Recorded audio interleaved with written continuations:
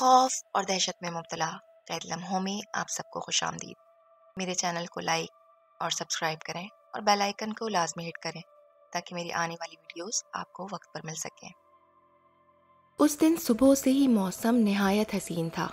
لگتا تھا کہ اب بارش ہوئی کہ اب ہم گاؤں دیہاتوں میں رہنے والوں کو سردی گرمی برسات سے کوئی فرق نہیں پڑتا۔ ہم ہر حال میں زندگی بسر کرنے کے عادی ہوتے ہیں۔ میں ابھی 15-16 سال کی عمر کو لگا تھا، ابا کے بعد اپنے گھر کا اکلوتا مرد۔ امی اور بہن کا خیال رکھنا اور ابا کو دوران ڈیوٹی کھانا پہنچانے کے فرائض انجام دینا میری ذمہ داری تھی، جسے میں بخوبی کرتا تھا۔ دراصل میرے ابا ہمارے گاؤں کے ریلوے اسٹیشن پہ اسٹیشن ماسٹر کی نوکری کرتے تھے۔ صبح منہ اندھیرے وہ اسٹیشن پہنچ جایا کرتے تھے اور شام ڈھلے واپس آتے تھے، سو ان کو دوپہر کا کھانا پہنچانا میری ذمہ داری تھی۔ اس دن بھی میں ابا کو کھانا دے کر کافی دیر بعد اسٹیشن سے گھر کے لیے نکلا۔ موسم پہلے ہی ابرآلود تھا، اس لیے روشنی کافی مدھم تھی۔ ریلوے اسٹیشن گو کہ ہمارے گھر سے زیادہ دور نہ تھا، مگر آج میں موسم کا لطف اٹھاتے آرام سے ہی چل رہا تھا۔ اسٹیشن سے تھوڑا آگے ایک طرف کافی بڑا علاقہ غیر آباد تھا۔ شاید وہ سرکاری زمینیں تھیں جہاں بہت سارے پیڑ پودے اگے ہوئے تھے۔ مجھے ان زمینوں پہ لگے بیری کے درخت سے بیریاں توڑ کے کھانا پسند تھا۔ میں اکثر ہی ان زمینوں پہ جایا کرتا تھا، وہاں کافی سناٹا ہوتا تھا، سو اس دن مجھے دور سے ہی بیری کا درخت نظر آیا اور میرے قدم خود بخود اس کی طرف اٹھ گئے۔ ادھر ہلکی ہلکی بارش بھی شروع ہو چکی تھی۔ میں ابھی درخت سے کچھ فاصلے پر ہی تھا کہ میں نے محسوس کیا کہ وہاں پہلے سے کوئی موجود ہے۔ ذرا اور قریب جا کر دیکھا تو وہ ایک بہت خوبصورت معصوم سے چہرے والی لڑکی کھڑی تھی۔ میں نے جھجکتے ہوئے اسے سلام کیا تو وہ بجائے سلام کا جواب دینے کے چند قدم پیچھے ہٹ گئی۔ میں نے کہا، گھبراؤ مت، کون ہو تم؟ یہاں اکیلی کیا کر رہی ہو؟ مگر میری کسی بات کا وہ جواب نہیں دے رہی تھی اور کافی گھبرائی ہوئی سی دکھ رہی تھی۔ ادھر موسم کے تیور بھی بگڑنے لگے تھے، بارش تیز ہونے لگی تھی۔ کچھ دیر خاموش رہنے کے بعد میں نے پھر اس سے سوال کیا، سنو، کیا تم راستہ بھٹک گئی ہو؟ میرے سوال کے جواب میں اس نے تیزی سے ہاں میں سر ہلایا۔ میں نے تھوڑا اتراتے ہوئے کہا، میرے ابا گاؤں کے ریلوے اسٹیشن ماسٹر ہیں، تم فکر نہ کرو، بارش رکتے ہی میں تمہیں ان کے پاس لے جاؤں گا، وہ تمہیں تمہارے گھر پہنچا دیں گے۔ پھر میں خاموشی سے بیری کے درخت سے ٹیک لگا کر کھڑا ہو گیا، کیونکہ اس کی موجودگی میں بیر توڑنے سے تو رہا تھا۔ وہ بھی چند قدم کے فاصلے پر کھڑی ہو گئی۔ میں نے پھر اس سے سوال کیا، تم کہاں رہتی ہو؟ تمہیں اپنے گھر کا پتہ معلوم ہے؟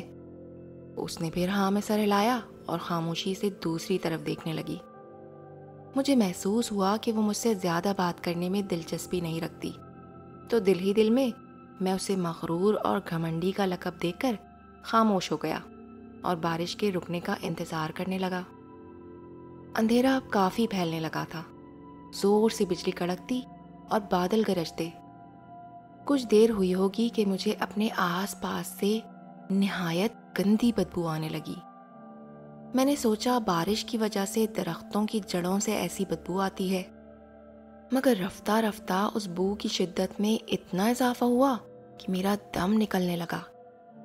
میں نے گھبرا کر کچھ قدم آگے بڑھائے، مگر بارش بہت تیز تھی۔ اوپر سے میں اس لڑکی کی ذمہ داری لے چکا تھا تو میں وہاں سے جا بھی نہیں سکتا تھا۔ میں نے بے چینی میں اب جو لڑکی کی طرف دیکھا تو وہ بالکل نارمل انداز میں کھڑی تھی، جیسے اسے کسی بدبو کا احساس ہی نہ ہو۔ مجھے ایسا لگ رہا تھا جیسے میں کسی غلاظت کے ڈھیر پر کھڑا ہوں۔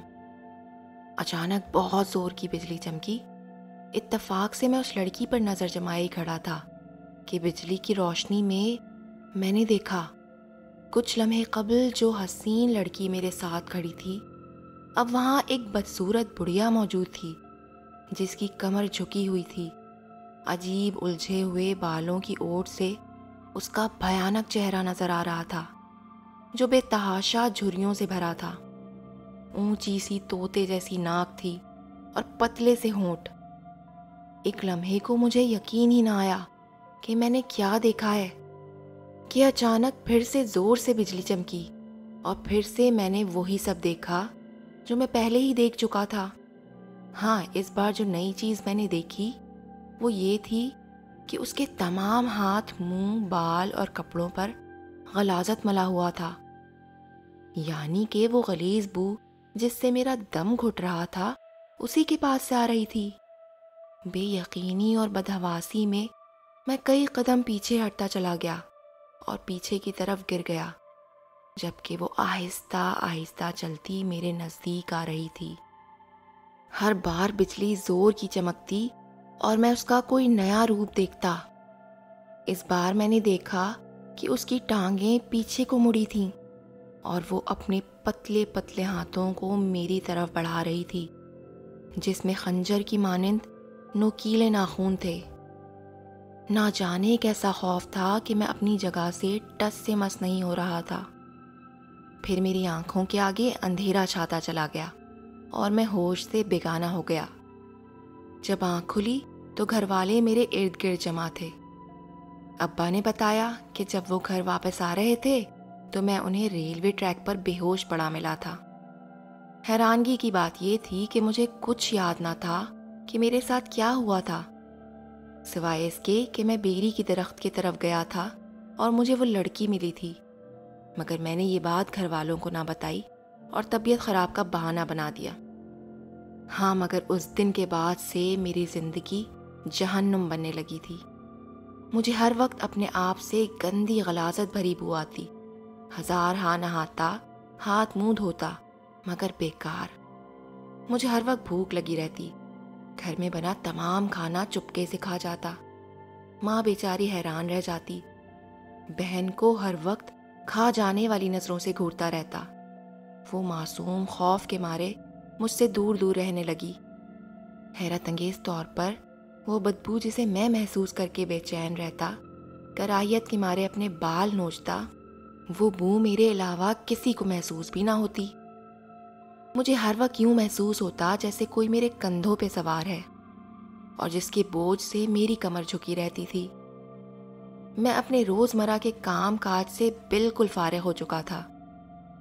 گھر والے سمجھتے کہ میری طبیعت واقعی خراب ہے، مگر میرا جسم دن بدن سوکھتا جا رہا تھا۔ گاؤں کے اکلوتے ڈاکٹر کے پاس میری بیماری کا یہی علاج تھا کہ وہ مجھے طاقت کی یا پھر نیند کی دوا دے دیتا تھا، مگر میری بیماری بڑھتی جا رہی تھی۔ میں گھر کے پکے کھانے کے علاوہ کچا راشن بھی کھا جاتا تھا، رات کو نیند میں چلانے لگتا تھا۔ اب میرے گھر والوں کو بھی معاملے کی سنگینی کا اندازہ ہونے لگا۔ ہمارے پڑوس میں چچا بشیر رہتے تھے، جو نہایت مہذب اور شاندار طبیعت کے مالک انسان تھے، اور کسی کو آج تک نہیں پتا تھا کہ وہ غیبی اور ہوائی چیزوں کو دیکھنے کی نظر رکھتے تھے۔ ایک شام رات کے سائے گہرے ہونے لگے تھے کہ میں نے اپنی چھوٹی معصوم بہن کو بلا وجہ بالوں سے پکڑ کر گھسیٹنا شروع کر دیا، اور اماں کی لاکھ کوشش کے باوجود میں اسے نہیں چھوڑ رہا تھا۔ بہن دھاڑے مار مار کر رو رہی تھی۔ اماں سے کچھ نہ بن سکا تو مدد کے لیے پڑوس میں آواز دینے لگی۔ اتفاق سے چچا بشیر کچھ دیر پہلے ہی کام سے گھر آئے تھے۔ وہ پہلے بھی میری کارستانیاں اپنے گھر والوں کی زبانی سن چکے تھے۔ اماں کے چیخو پکار پر فوراً ہمارے گھر پہنچے۔ میں ہنوز بہن کو بالوں سے پکڑے کھینچ رہا تھا۔ چچا بشیر کی جیسے ہی مجھ پر نظر پڑی، انہوں نے میرے کندھوں پر سوار اس منحوس چڑیل کو دیکھ لیا، جو اس رات سے ہی مجھ پر قابض ہو گئی تھی جب میں بیری کے درخت کی طرف گیا تھا۔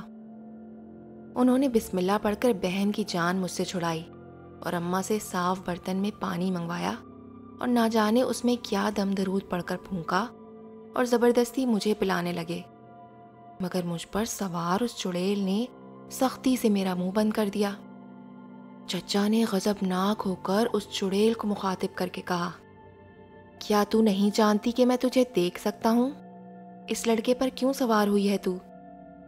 اب کہ اس چڑیل نے اپنی بھیانک آنکھیں چچا پر گاڑ دیں۔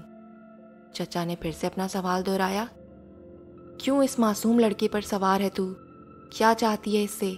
کیوں اس پر ظلم کر رہی ہے؟ اگر اپنی سلامتی چاہتی ہے تو اس پر سے اتر جا۔ چڑیل نے بھیانک لہجے میں کہا، میں اس لڑکے کو نہیں چھوڑوں گی۔ یہ اس بیری کے درخت پر آ کر مجھے تنگ کرتا رہا ہے۔ وہ میرا گھر ہے جہاں پر یہ پتھر مارتا تھا۔ اس نے مجھے ستایا ہے، اب میری باری ہے اس کو ستانے کی۔ میں اس پر یوں ہی قابض رہوں گی، کوئی میرا کچھ نہیں بگاڑ سکتا۔ تو بھی واپس چلا جا۔ اتنی دیر میں محلے کے کافی لوگ ہمارے گھر جمع ہو چکے تھے، جبکہ اماں نے کسی طرح ابا کو بھی بلوا لیا تھا۔ چچا نے غصے میں چڑیل سے کہا، تیری یہ جرت کہ تو خود کو انسان سے برتر سمجھتی ہے اور خلق خدا کو تکلیف دیتی ہے۔ میں ابھی اسی وقت تیرا خاتمہ کر کے رہوں گا۔ پھر انہوں نے اشارے سے آس پاس کھڑے کچھ لوگوں سے کہا کہ وہ مجھے مضبوطی سے پکڑ لیں۔ پھر انہوں نے اماں سے نمک منگوایا اور زور زور سے اس پر کچھ پڑھ کر میرے اوپر چھڑکنے لگے، ساتھ ہی میرے بالوں کو اپنی مٹھی میں پکڑ کر میرے جسم پر دم کرتے رہے۔ چند منٹوں میں ہی وہ منحوس چڑیل ان کے قابو میں آ گئی۔ وہ تڑپ رہی تھی کہ اسے چھوڑ دیا جائے، مگر چچا نے اس کی ایک نہ سنی۔ پھر اچانک سب کے دیکھتے دیکھتے میرے کندھے پر سے ایک نہایت مکروہ صورت بلی چھلانگ مار کر نیچے اتری۔ وہاں کھڑے لوگوں کی چیخ نکل گئی۔ چچا نے اشارے سے سب کو خاموش رہنے کا کہا۔ وہ بلی نہایت بدہیبت سی تھی اور اس سے نہایت غلیظ بدبو آ رہی تھی۔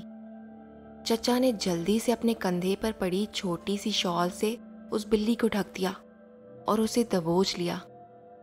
چچا مسلسل زور زور سے وظائف بھی پڑھ رہے تھے۔ بلی شال کے اندر تڑپ رہی تھی۔ پھر انہوں نے ایک تھیلا مانگا اور تھیلے میں اس بلی کو شال سمیت ڈال دیا اور تھیلے کا منہ بند کر کے اس پر اللہ کے نام سے گرا لگا دی۔ تھیلے میں اب کوئی ہلچل نہ تھی، جبکہ دوسری طرف میں نہ جانے کب کا بے ہوش ہو چکا تھا۔ چچا نے اماں ابا کو تسلی دی کہ ان کا بیٹا اب ٹھیک ہو جائے گا، اور باقی کے تمام معاملات تو سب پہلے ہی دیکھ اور سمجھ چکے تھے۔ پھر چچا وہ تھیلا لے کر چلے گئے۔ کچھ دنوں بعد میری طبیعت بھی سنبھل چکی تھی، مگر میرے ماں باپ ان تمام حالات و واقعات سے اتنے خوف زدہ ہو چکے تھے کہ انہوں نے مجھے پڑھائی کے بہانے شہر میری خالہ کے گھر بھجوا دیا۔ پھر میں شہر کا ہی ہو کر رہ گیا۔